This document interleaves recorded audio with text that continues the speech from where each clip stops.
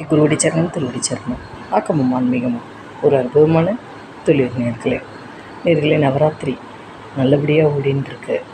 ஓகேவா? ஒவ்வொரு நாளும் ஒவ்வொரு கலந்த சாதம் அப்படிங்கிறப்ப நல்லா என்ன சாதம் பண்ணாலும், என்ன ஸ்வீட் பண்ணாலும், என்ன பண்ணாலும் நம்மளால் முடிஞ்சது ஒரு ஒரு புடவையோ, ஒரு ரவிக்கை துணியோ, ஒரு குழந்தைகளுக்கு பென்சிலோ நோட்டோ கொடுக்குறப்ப அவ்வளோ சந்தோஷமும் வாங்கிக்குதுங்க.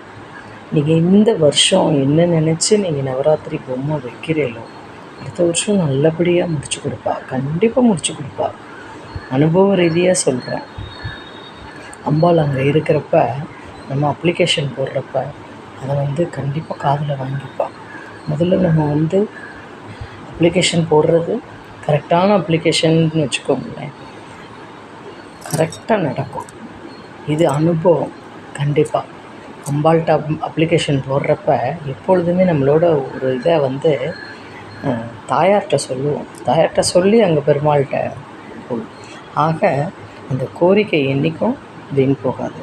அப்ளிகேஷனை போடுறப்ப மனசுக்குள்ளே நல்லபடியாக நம்பிக்கையாக வேண்டிட்டு எனக்கு அடுத்த வருஷம் முடிச்சு கொடு அப்படின்னு சொல்கிறப்ப அடுத்த வருஷம் கண்டிப்பாக அவள் முடிச்சு கொடுப்பா.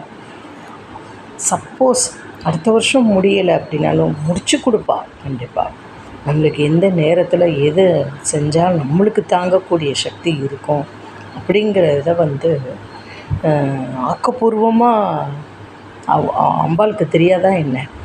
இந்த நேரத்தில் இந்த குழந்தைக்கு இந்த வரத்தை கொடுத்தா தகும் அப்படிங்கிறது நம்ம ஏற்றுக்கொள்ளணும். கண்டிப்பாக இன்றைக்கி நடக்கலையே அப்படின்னு நம்ம நினைக்க வேணும். நடக்கும் கண்டிப்பாக. இந்த நம்பிக்கையே பிரதானம். சரணாகதி தத்துவம் பரிபூர்ணமாக சரணாகதி அடைஞ்சிடும்.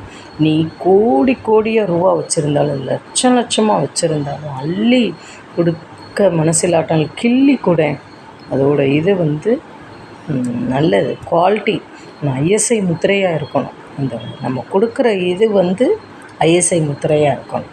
இது கொடுத்தா இது நடக்குமா அப்படிங்கிறது இருக்கக்கூடாது. நடக்கும், அது நடக்கும். அது பெருமாள் நடத்தி கொடுப்பார். நம்ம கொடுக்கறதுனால நடக்குமான்னு நம்ம நினைக்கக்கூடாது. அவருக்கு தெரியும் இந்த குழந்தைக்கு இப்போ கொடுத்தா நல்லது அப்படிங்கிறது.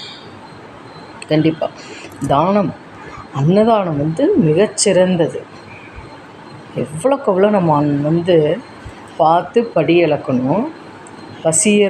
பசி உள்ளவனுக்கு உணவளிக்கும், குளிச்ச ஏப்பக்காரனுக்கு கொடுக்கறது வேண்டாம். பசி அப்படிங்கிறப்ப அம்மா தாயே எனக்கு ஒரு பிடி சோறு போடு, எனக்கு சாதம் கொடு அப்படிங்கிறவனுக்கு நீ பசிப்பிடியை போக்குறப்ப கோடி புண்ணியம். ஆகையால் நம்ம தானங்கள் தர்மம் எல்லாருக்கும் ஏற்கனவே தெரியும். ஆனால் உண்மையான பசி உள்ளவனுக்கு உண்மையான புஸ்தகம் இல்லை, உண்மையிலே எனக்கு ஆடை இல்லை அப்படின்னு அவனுக்கு கடவுளுக்கு கொடுத்ததுக்கு சமம்.